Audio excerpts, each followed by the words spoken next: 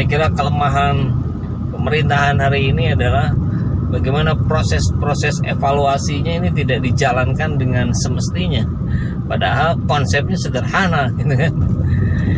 Tinggal lihat apa yang kurangnya kemarin, mintain feedback pada para ahli, dan antisipasi bagaimana tidak terulang. Kemudian apalagi dengan sistem teknologi yang semakin canggih ini, tentu kejahatan teknologi juga akan semakin canggih. Nah, ini harus ngikutin gitu, pihak-pihak yang terkait jangan sampai hanya sebatas formalitas seperti kelucuan yang barusan gitu ya, audit tapi caranya cuma ngelihat-lihat di foto-foto udah aja.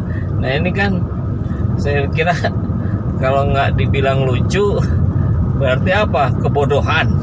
Kebodohan tingkat tinggi kali ya, karena ini levelnya level negara loh. Kalau dilakukan dengan cara-cara yang sangat amatiran, ya kan bikin malu aja gitu.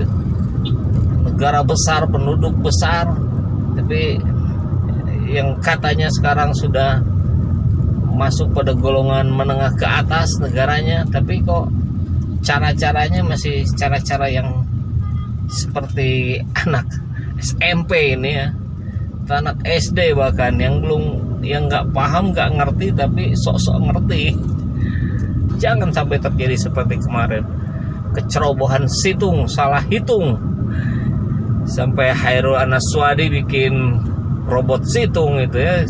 Nih menarik nih, kalau tadi Fadlizon bilang dibutuhkan hero, berarti kan memang menyorot pada satu sosok orang, satu orang saja. Tapi kalau Mardhani Alisera bicaranya tentang society-nya, tentang sosial masyarakatnya ini yang harus terus dinaikkan, dibangkitkan, disadarkan bahwa masyarakat yang maju adalah masyarakat yang berani berbicara, masyarakat yang kondusif dalam upaya-upaya untuk menjaga demokrasi ini tetap berjalan dengan roda yang mengarah pada alur yang sesuai.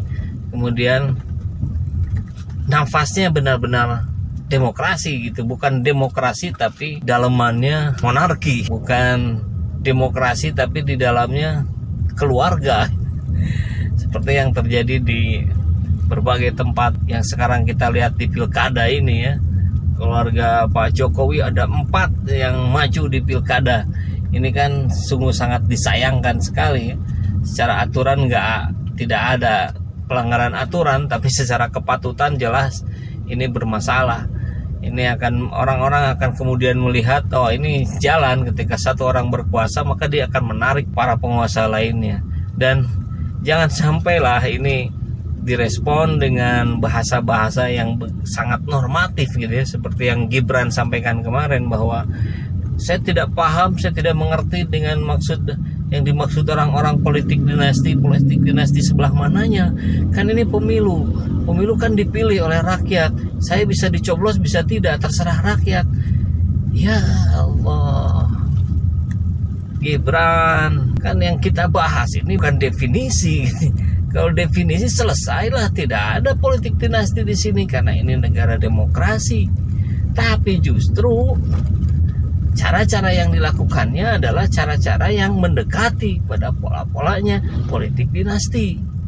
Sekarang bagaimana Anda tidak akan dipilih di Solo ketika orang-orang tahu bahwa kalau Anda jadi wali kota Solo, maka hubungan wali kota Solo dengan Presiden Indonesia akan sangat baik karena hubungannya anak dan ayah.